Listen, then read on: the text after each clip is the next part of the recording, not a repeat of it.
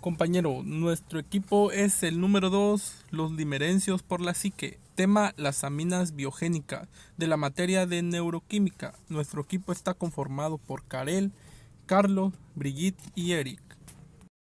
Y nuestro primer subtema es biosíntesis, liberación, recaptura y degradación. ¿Qué es la biosíntesis? La biosíntesis es una reacción química por la cual los seres vivos elaboran sustancias orgánicas complejas a partir de otras más simples, con el consecuente gasto de energía metabólica. El ser humano, por ejemplo, genera proteínas gracias al proceso de biosíntesis, es decir, que biosíntesis es un proceso celular en el que se forman moléculas para dar nacimiento a nuevas células. En el cuerpo humano se dan continuamente miles de reacciones químicas a través del proceso de biosíntesis. Por medio de ella, las moléculas más simples forman biomoléculas más complejas, moléculas orgánicas, como grasas, proteínas, por ejemplo. La biosíntesis, también llamada anabolismo por la biología. Liberación del neurotransmisor. Es la señal química que libera una neurona para comunicarse con las otras células. Con él se encuentran almacenado en él altas concentraciones en vesículas sinápticas. El proceso de la liberación involucra la activa participación de estos organelos. Liberación del neurotransmisor por exocitosis, que es calciodependiente. Cuando llega un impulso nervioso a la neurona presináptica, esta abre los canales de calcio, entrando el ion en la neurona y liberándose el neurotransmisor en el espacio sináptico. El calcio, además de iniciar la exocitosis, activa el traslado de las vesículas a los lugares de su liberación con la ayuda de las proteínas de membrana plasmática y de la membrana vesicular. La exocitosis es el proceso durable que consume energía y en el cual una célula dirige el contenido de sus vesículas secretoras hacia afuera de la célula mediante la fusión de su membrana citoplasmática y expulsión del contenido vesicular al exterior. Recaptura y degradación. Cuando el neurotransmisor es liberado en el espacio sináptico, este sigue las siguientes rutas: fijación en los espacios presinápticos y postsinápticos, es decir, en los receptores de la membrana celular. Se dispersa en el espacio sináptico y actúa como un modulador. El neurotransmisor es recaptado. Catabolización del neurotransmisor y por lo tanto este se degrada.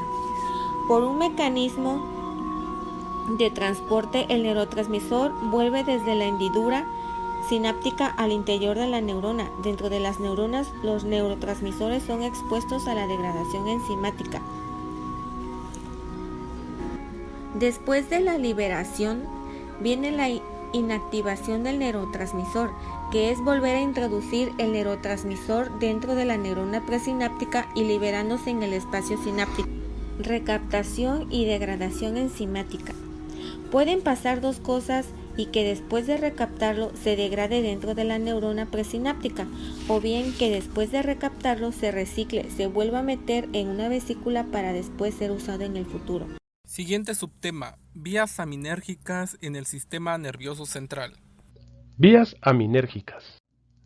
El objetivo de esta presentación es comprender los aspectos básicos de las vías aminérgicas y su relevancia en el sistema nervioso central.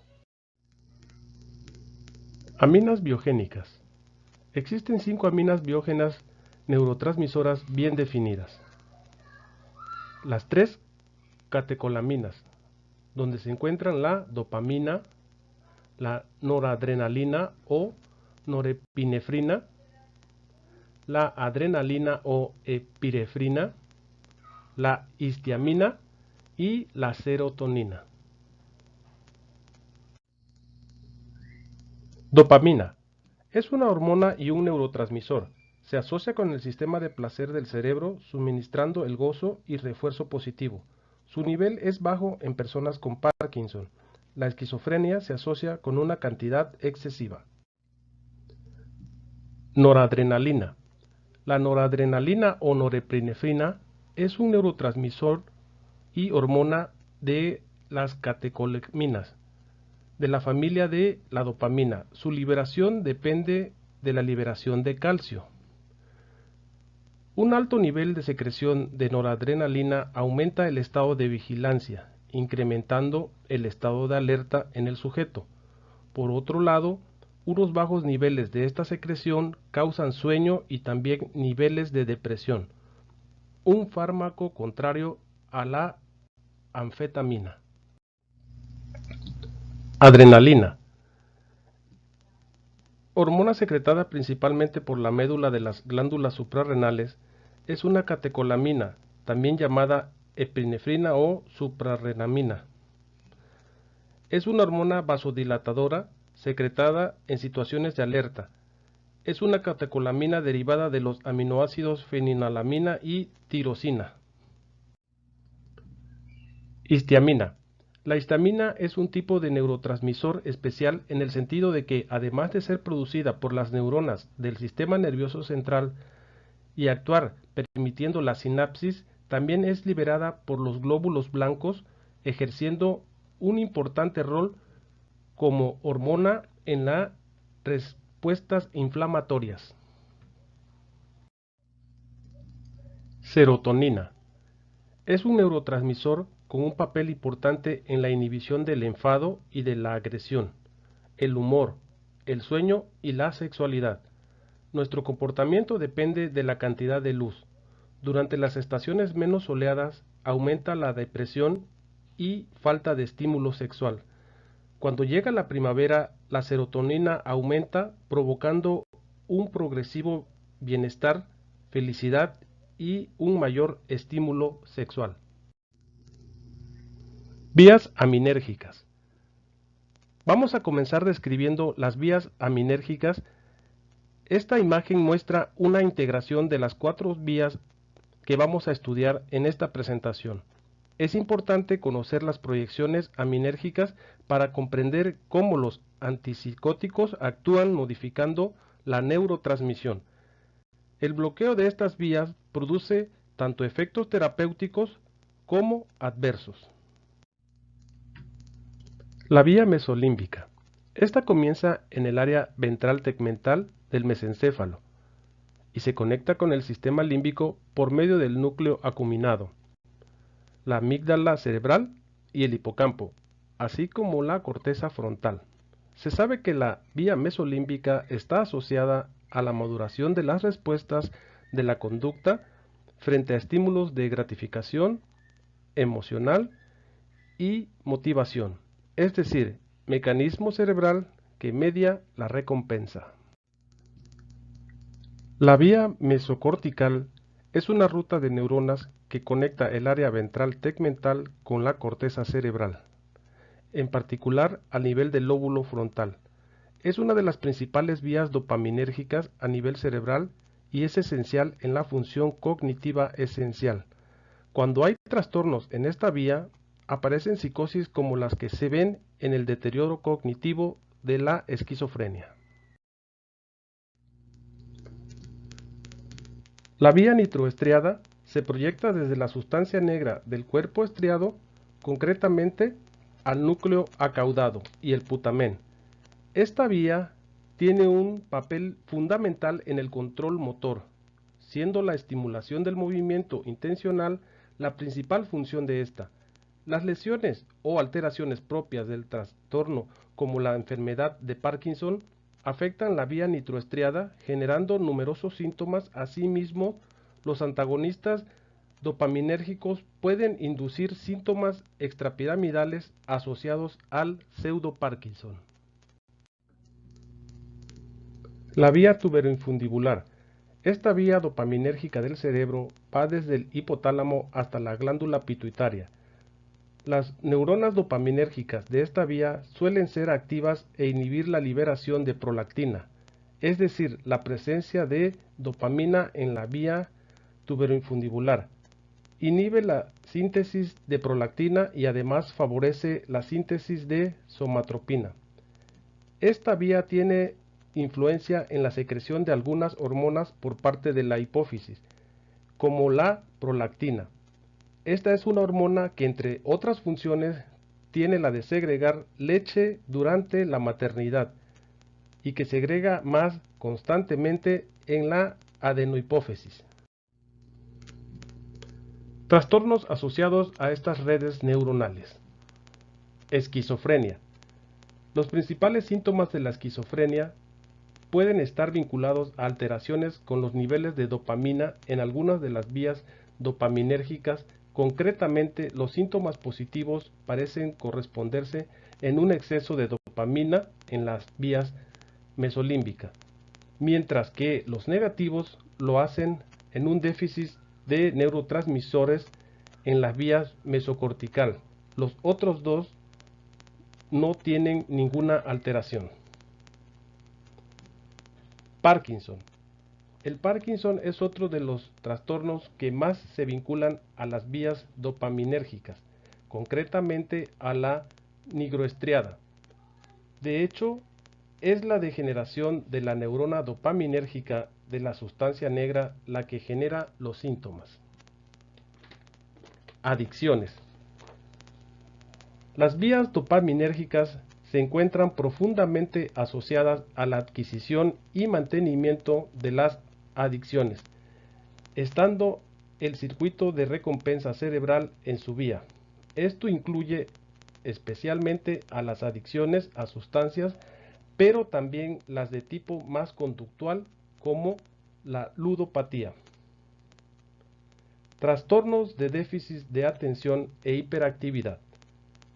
Diferentes investigaciones han insinuado que pueden existir influencia de alteraciones en la vía mesocortical y en la vía mesolímbica en el trastorno por déficit de atención con hiperactividad, teniendo efecto en las dificultades de los individuos con este trastorno en lo que se refiere a motivación, capacidad de atención, planificación o inhibición de la conducta. Subtema 3. Receptores aminérgicos. Receptores aminérgicos. Objetivo. En esta presentación daremos a conocer cuáles son los receptores aminérgicos más importantes que intervienen en el cerebro humano, cuál es su función y dónde se encuentran. Receptores dopaminérgicos.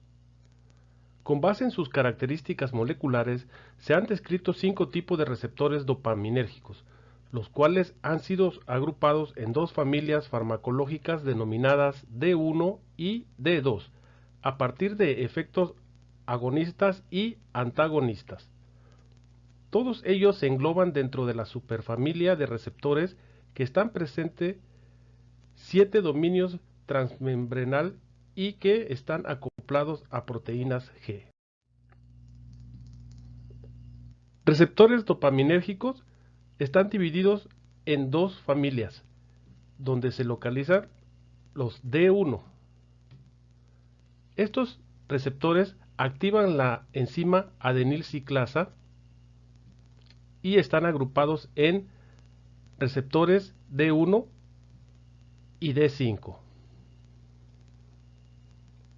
Receptores dopaminérgicos del tipo D2. Estos se encargan de inhibir la enzima adenilciclasa. En este tipo de receptores se localizan los receptores D2, D3 y D4. Receptores serotoninérgicos. Los receptores serotoninérgicos representan productos génicos separados y diferentes. Pueden dividirse en 7 clases, que va desde la 5-HT1 hasta 5-HT7. Receptores 5-HT1. Se localizan principalmente en el cerebro. Se han subdividido en funciones de su distribución en el tejido nervioso y su especificidad farmacológica. Son receptores presinápticos inhibidores. Receptores 5H1A están relacionados con el humor, la conducta, la regulación del ciclo del sueño y circuitos neuronales relacionados con el aprendizaje. receptores 5HT1B y 5HT1D. Se encuentran en las células que tapizan los vasos sanguíneos cerebrales. Estos receptores son la diana de fármacos antimigrañosos. Receptores 5HT2.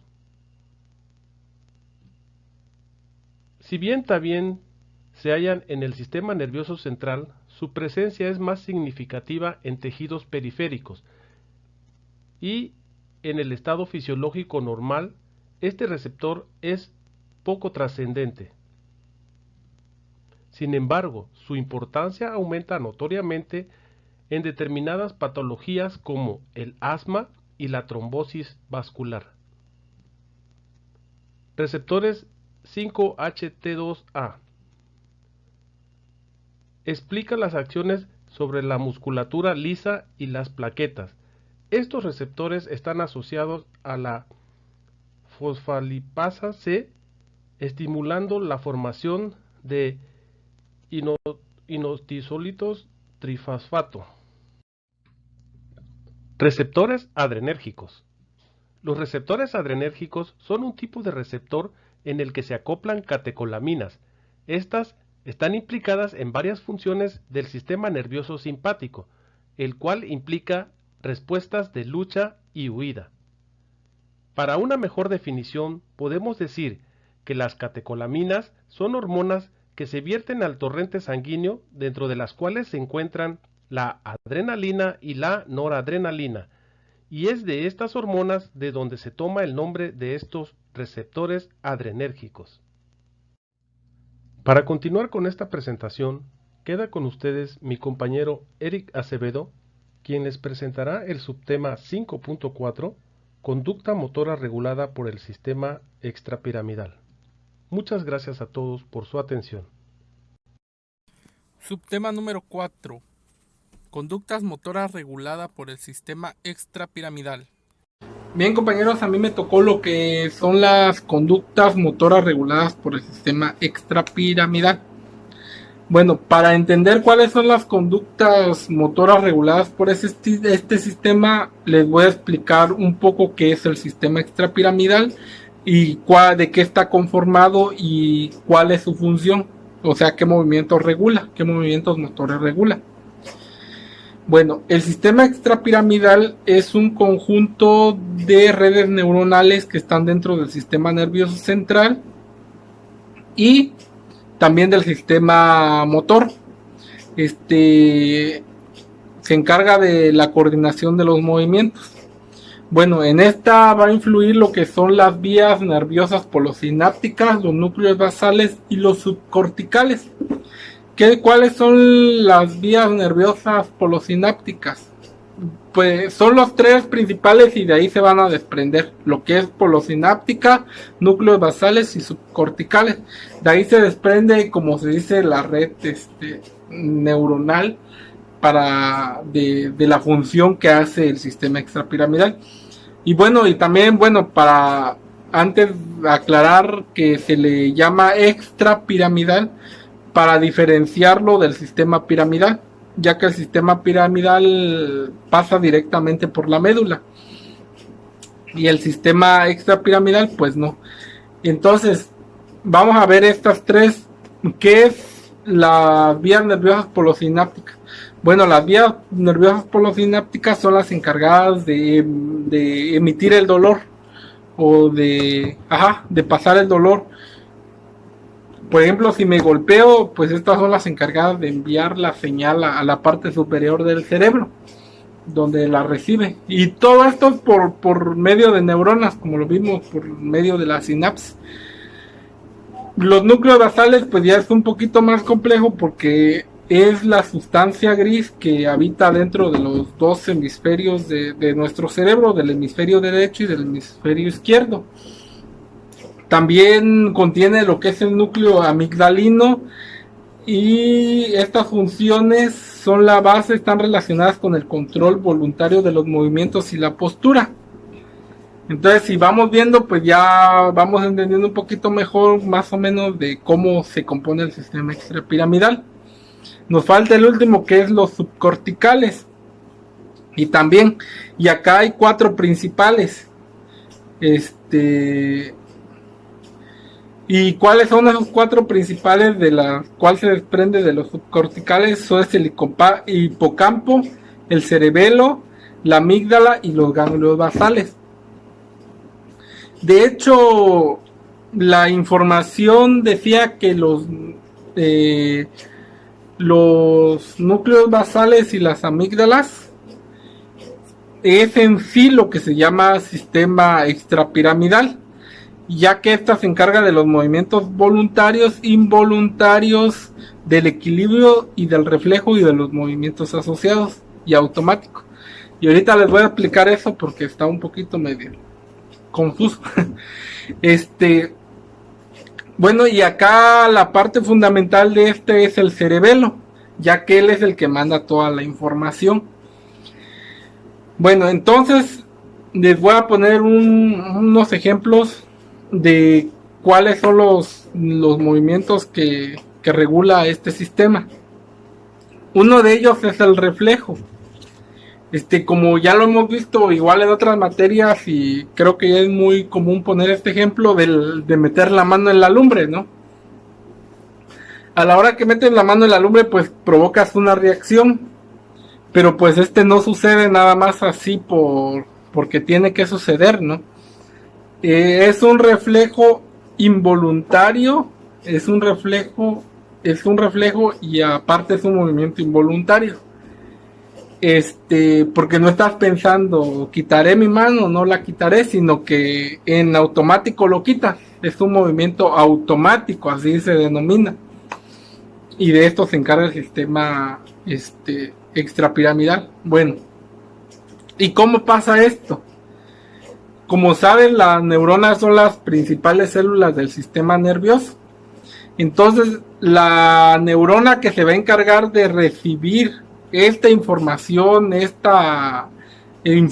del ambiente es la neurona sensitiva. Al momento que yo pongo mi mano en la lumbre, la neurona sensitiva recibe la información y la pasa a la interneurona. La interneurona está dentro del sistema nervioso central y esta es la que va a informarle a la neurona motora.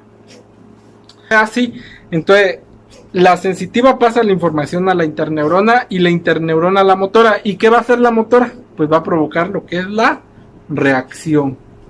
La reacción de quitar la mano en el momento en que siento la lumbre. Esto es a través de la sinapsis, de las conexiones, todo lo que ya vimos las clases anteriores. Entonces es una de las funciones que realiza lo que es el sistema extrapiramidal. Pero el sistema extrapiramidal también se encarga de movimientos más complejos. Y por eso es que lo diferencian de esta manera. Un ejemplo también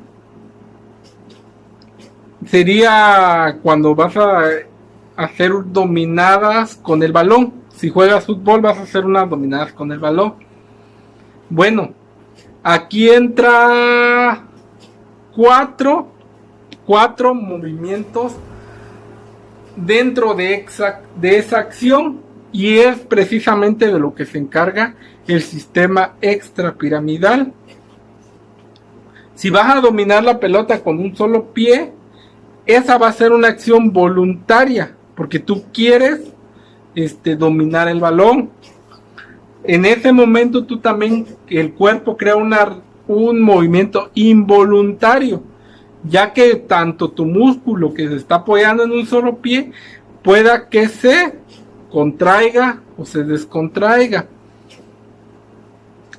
También estás en ese momento lo que es el equilibrio, porque estás equilibrándote en un solo pie. Y el reflejo lo estás usando porque para que no se te caiga el balón a la hora de las dominadas, para que tu pie sepa dónde va a ir el balón, dónde va a caer. Entonces aquí actúa 4, eso se le llama movimientos asociados, y es de lo que se encarga el sistema extrapiramidal, de ese tipo de movimientos. O sea, es el encargado que nosotros reaccionemos, pero al mismo tiempo puede crear movimientos asociados. Y bien, pues el sistema extrapiramidal también lo componen ya les dije, los núcleos subcorticales, polosináptica, y los tractos extrapiramidales nacen principalmente en la formación reticular del puente y el bulbo raquídeo. Todas estas están relacionadas con los reflejos, la locomoción, los movimientos complejos y el control de postura. Es lo que les decía yo ahorita de la dominada del balón. Y bueno, acá cuando nosotros somos bebés o somos chiquitos, pues no podemos controlar lo que es nuestra postura. ¿Por qué? Porque todavía no está desarrollado este sistema. Entonces, por ende, si tú quieres sentar a un bebé o a un niño de unos 2 meses, 3 meses, pues se va a balancear o se va a ir de frente. Y pues conforme pase el tiempo, pues el niño va a aprender a controlar lo que es su postura. Los neurotransmisores implicados en la función del sistema extrapiramidal son la dopamina, la serotonina, la acetilcolina, el ácido gamma aminobutírico. Bueno, esto lo vimos en unas clases pasadas, que hay varios tipos de neuronas, ¿no? El ejemplo que les ponía hace rato, por ejemplo, en la cuestión del reflejo, son en el tipo de función que hace la neurona. Entra en esa clasificación el tipo de función, en base al tipo de función que hace la neurona, que en este caso es la sensitiva, la que pasa la información, la interneurona, y la motora, la que hace la respuesta. En este caso, las que producen este tipo de neurotransmisor son las neuronas que están clasificadas en las neuronas, en el tipo de neurotransmisor que sintetizan. Entonces, si pudieron ver cada uno de esos neurotransmisores, la mayoría, si no es que todos, son de respuesta. O sea, la respuesta, por ejemplo, si estamos en una situación de peligro, o si nos sentimos muy felices, pues vamos a saltar, vamos a correr, y a veces es voluntario o involuntario, pero entra en esa parte lo que es el neurotransmisor. Por eso dice que es una red neuronal, porque se van a estar conectando las neuronas y se van a estar comunicando. Y en este caso pues entran 2 tipos de clasificación de neuronas. Por eso dicen que es un sistema muy complejo, y también se le asocia el hecho de que gracias a el sistema extrapiramidal hayamos logrado evolucionar y sobrevivir al ambiente, ya que cuando el hombre pues no estaba tan evolucionado, tenía que responder a lo que era su ambiente. Entonces, gracias a estos neurotransmisores, gracias al sistema extrapiramidal y gracias a las neuronas, pues el ser humano se podía ir adaptando y responder de acuerdo a lo que representaba su ambiente, si tenía que correr, si tenía que pelear con algún animal, entonces por eso se le llama que es un sistema antiguo, porque yo dije, ¿a poco por qué lo llaman así, no? Y es prácticamente por eso, porque como antes pues no pensábamos, porque es que el sistema piramidal se encarga más de los movimientos voluntarios en sí. Por ejemplo, si quiero, no sé, hacer algún movimiento, por ejemplo ahorita que estoy hablando y así, pues es un movimiento voluntario porque lo estoy pensando y lo estoy haciendo. Pero extrapiramidal pues no, porque se encarga también de lo que es la respuesta motora en casos de peligro, en situaciones que no podemos controlarnos y a lo mejor llegamos a, no sé, a pegarle a alguien, ¿no? Bueno, si este sistema falla, hay una enfermedad muy, muy famosa y creo que todas la conocen. Y como ya vimos que controla la postura, el reflejo, el equilibrio, el movimiento voluntario, involuntario. Y en otra clase estábamos viendo, por ejemplo, decía una maestra que si algo en un sistema falla, pues todo dentro del sistema falla, ¿no? Y pues así es con este sistema. Si llega a fallar alguna no se llega a crear algún neurotransmisor, por ejemplo, como la dopamina y los que mencionaba ahí, vienen algunas enfermedades que puede causar el mal funcionamiento del sistema extrapiramidal y en sí cada uno de sus componentes, que ya lo estaba yo diciendo hace rato. Una de las más populares pues es el Parkinson. Pérdida de equilibrio y de postura. Las personas con Parkinson pues dicen que sienten que se van hacia abajo o que pierden el equilibrio y que se van a caer. Por eso esas personas se ponen rígidas y caminan despacito y con la mirada hacia abajo porque sienten que pierden el equilibrio y que van a ir a dar al suelo. Esa es una de las enfermedades más famosas.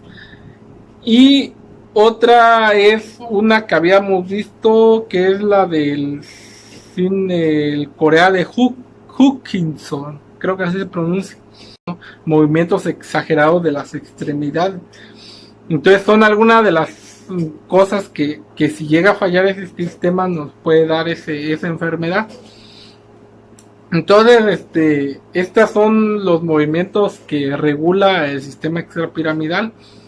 Y pues ese es parte de mi tema. Seguimos con el siguiente subtema que le tocó a mi compañera. El siguiente subtema es el sistema dopaminérgico mesolímbico. El sistema dopaminérgico mesolímbico. ¿Qué son las vías dopaminérgicas? Son rutas de neuronas que transmiten dopamina de una región del cerebro a otra. El término generalmente se utiliza para describir a aquellas sustancias o acciones que incrementan la actividad relacionada con la dopamina en el cerebro, aunque también se utiliza para describir a aquellas estructuras cerebrales que se encuentran relacionadas con la actividad de la dopamina. Vía mesolímbica. La vía mesolímbica es una de las vías dopaminérgicas en el cerebro. La ruta comienza en el área ventral tegmental del mesencéfalo y se conecta con el sistema límbico por medio del núcleo, la amígdala cerebral y el hipocampo, así como la corteza prefrontal. Se sabe que la vía mesolímbica está asociada con la modulación de las respuestas de la conducta frente a estímulos de gratificación emocional y motivacional, es decir, es el mecanismo cerebral que media la recompensa. La dopamina es el precursor en la síntesis de noradrenalina y adrenalina. Es el neurotransmisor predominante en el sistema mesolímbico. Los trastornos de la vía mesolímbica causan los síntomas positivos de la esquizofrenia. Ahora, les hablaré un poco de la hipótesis dopaminérgica. La hipótesis dopaminérgica actual es revisión de la planteada en 1974 por Mathis Meltzer y Stahl. La esquizofrenia sería el resultado de una alteración en la transmisión dopaminérgica con una hiperfunción de las proyecciones mesolímbicas, origen de la sintomatología positiva, y una hipofunción en las proyecciones dopaminérgicas al córtex prefrontal, origen de la sintomatología negativa.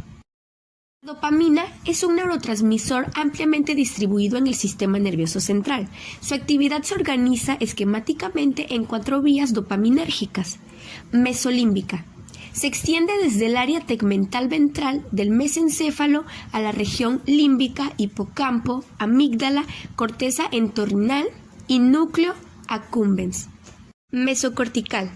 Se proyecta desde el área tegmental ventral a la corteza frontal. Nigroestriatal.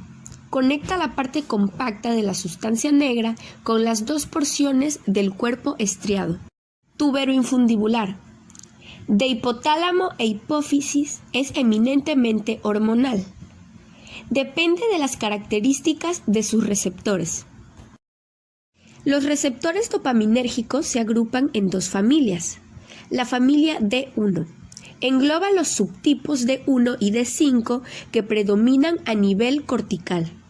La familia D2 engloba los subtipos D2, D3 y D4 más comunes en estriado y región límbica. Por tanto, la dopamina presente en el circuito mesolímbico está asociado a receptores D2. La presente en el circuito mesocortical a receptores D1. La familia de receptores D1 se encuentran acoplada a proteína GS, que desencadena la cascada de segundos mensajeros dentro de la célula, que es por lo tanto activadora. La familia de receptores D2 se acopla a proteínas GI y con una acción inhibidora. Los receptores dopaminérgicos presentes en amígdala e hipocampo pertenecen a la familia D2. La dopamina a este nivel tendría un efecto inhibidor. Si aumenta la cantidad de dopamina por alguno de estos factores, aumento de la producción o aumento del número o de la sensibilidad de los receptores. Se incrementa entonces la inhibición sobre las neuronas de los núcleos del sistema límbico. Estas neuronas producirían entonces menor neurotransmisor GABA en este caso, cuya acción es también inhibidora. El resultado es una inhibición de la inhibición que soporta el tálamo, lo que se traduce en un incremento de su actividad hiperactivado. El tálamo pierde su función de filtro sensorial y las señales procedentes del núcleo accumbens y el sistema límbico llegan entonces a la corteza prefrontal de forma desorganizada y abrupta. Se le atribuyen una importancia real tanto a estímulos externos como a representaciones internas que en condiciones normales serían bloqueadas por los filtros fisiológicos. La consecuencia final sería inevitablemente manifestación de los síntomas positivos, las alucinaciones y los delirios. Gracias a la actividad inhibidora de los receptores D2 y el bloqueo del filtro fisiológico del tálamo y accumbens, la hipótesis dopaminérgica explica la génesis de los síntomas positivos de la esquizofrenia.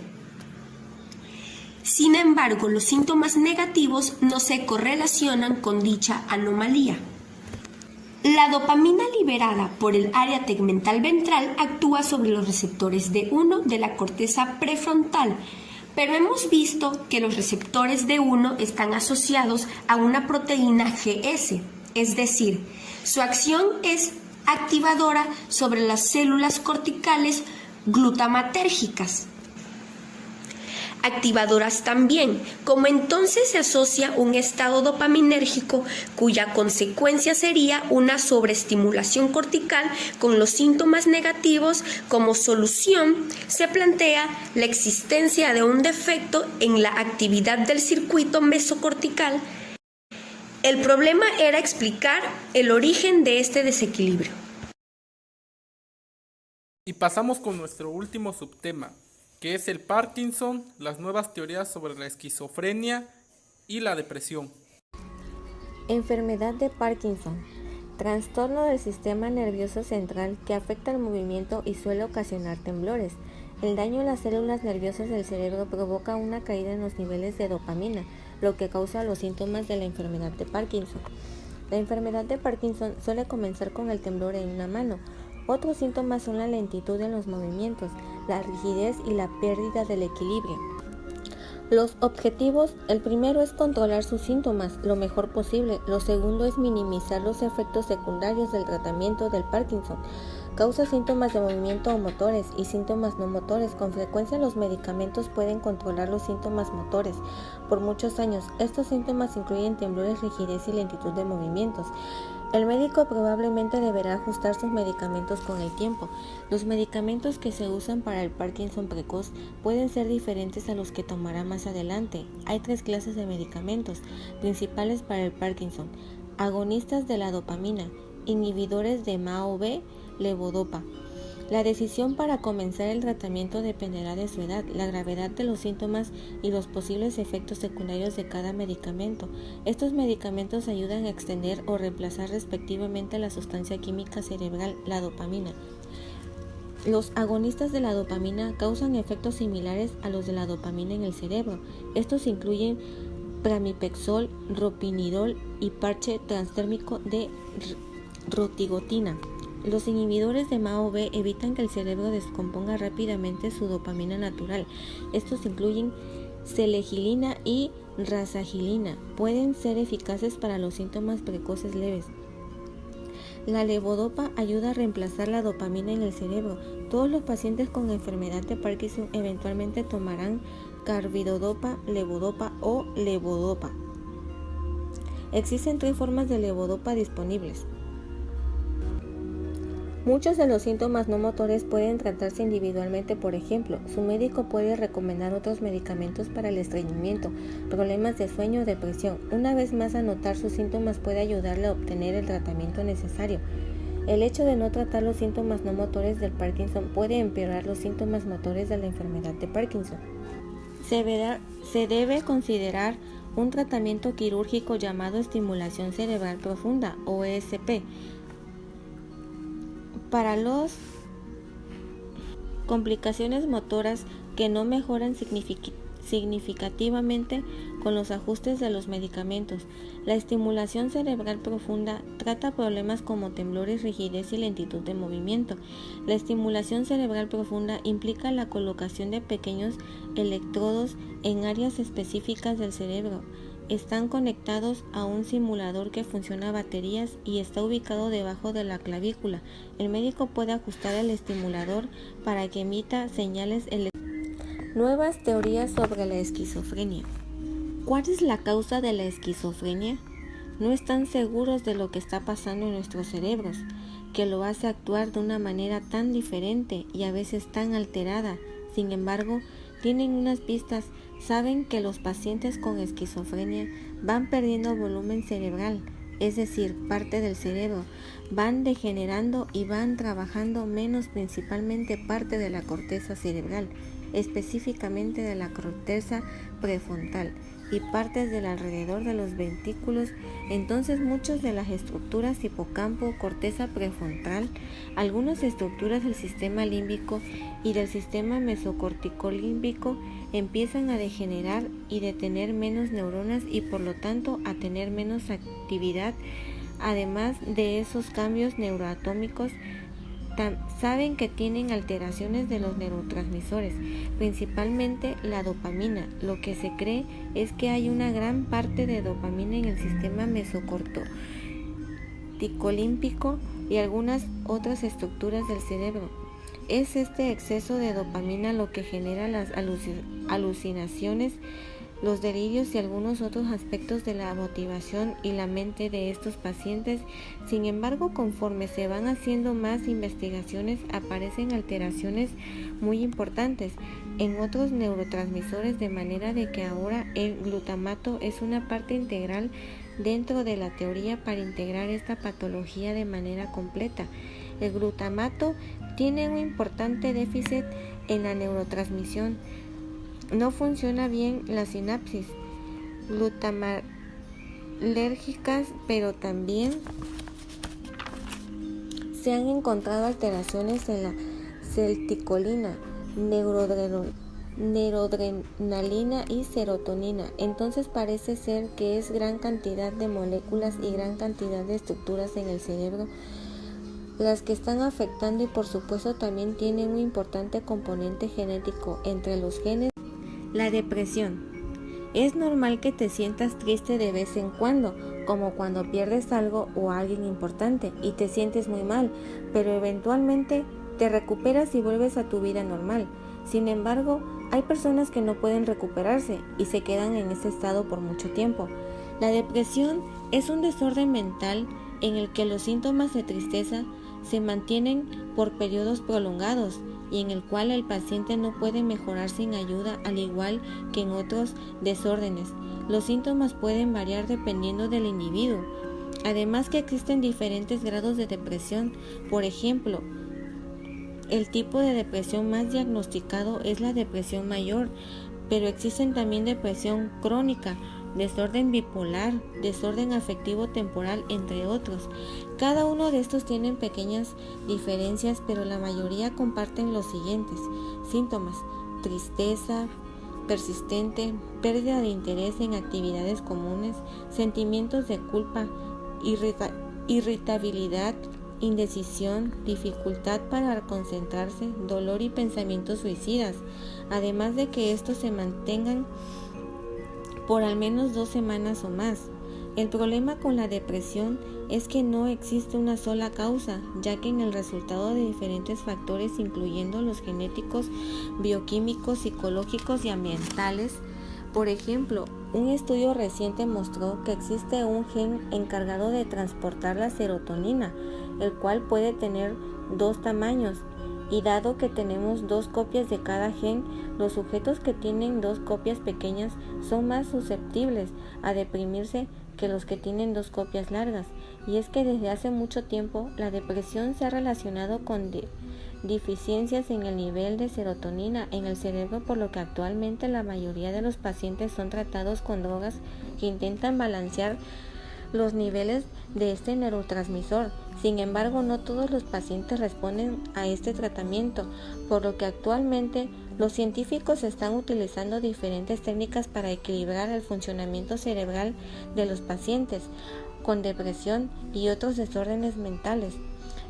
Una técnica que está teniendo resultados favorables es llamada estimulación cerebral profunda o Deep Brain Stimulation, y se basa en introducir electrodos en regiones específicas del cerebro para incrementar o reducir la actividad cerebral en dichas regiones. Todas nuestras capacidades, tanto sensoriales, motoras y cognitivas, son el resultado de la interacción de nuestras neuronas mediante impulsos electroquímicos, así que cuando ocurre un desorden mental, generalmente es porque algún circuito neural no está trabajando correctamente.